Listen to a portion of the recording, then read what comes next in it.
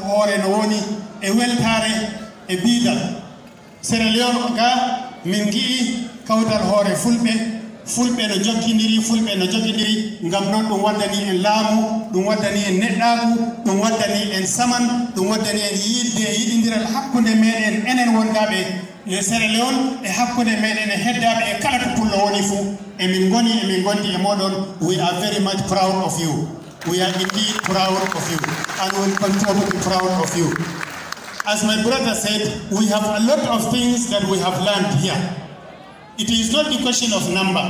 it is the question of determination. You people are determined, you people are united, you people are hardworking, and we have seen it live, and inshallah, we are copying it directly and going to do it the same in Nigeria so that we can all be successful throughout the world. Alhamdulillah, on gettama, on jurama, on jarama, do darde lamiɗo Adamawa, Alhaji Dr. Muhammadu Ali Barkindo Ali Mustafa, PhD, CFR, and Chairman, Council of Chiefs and Emirs in Adamawa State, International Grand Patron Capital Bolako International. Min ko dari darde mako Dr. Abubakar Umar Girei mo wakili Fiji Fulbe Adamawa Nigeria e football yaru. On gettama sanne on jarama bandiraɓe Fulbe. Assalamu alaikum wa rahmatullahi wa barakatuh.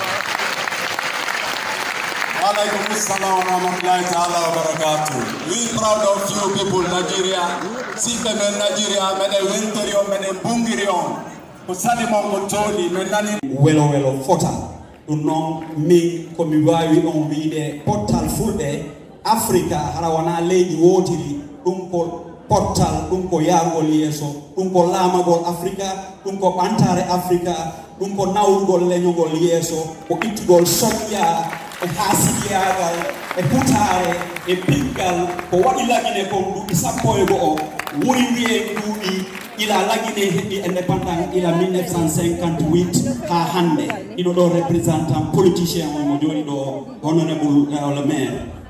hiɗen andi ko feƴƴi lagine kon ko ngaygu e konnantoyagal fulɓe won ton so yeehi Mali hande ko fulɓe wona e wareɗe Mali menen Gambi probléme ngaygu fulɓe ko ɗum men wonni ton haray si tawi woni iɗen faala iwde e ɗi probléme ji ko ɓe fotten hara wona tungal moɓodiral ɗo ko nangondiren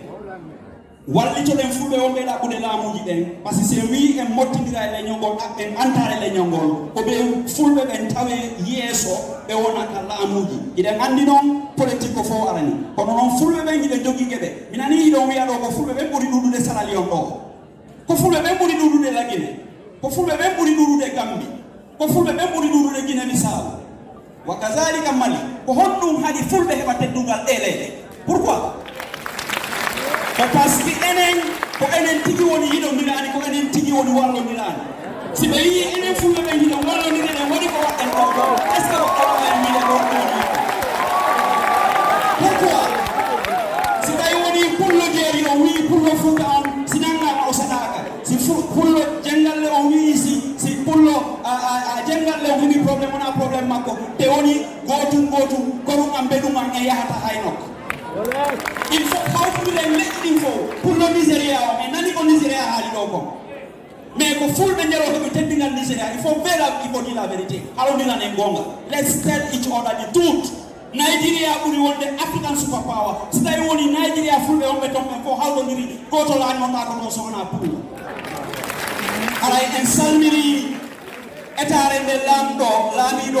Nigéria Adama Hawa State woni e wallitade fulɓe menen Gambi kala ko waɗi ton o ara o finance o immina e délégation haray no wayni menen komin politicien si min fuɗɗike haalde men wulay kono noon haray yeesoɓe ɓen ɗo meɗen tori on ye waɗu sifat e mudoɓe sifat e dente e leydi o leydi waɗen formation waɗen groupe manduɗa ko international fulɓe hara ko en fof hawtimo hara wona leƴƴi hara wona leƴƴi koppi o ara heɓen e big organisation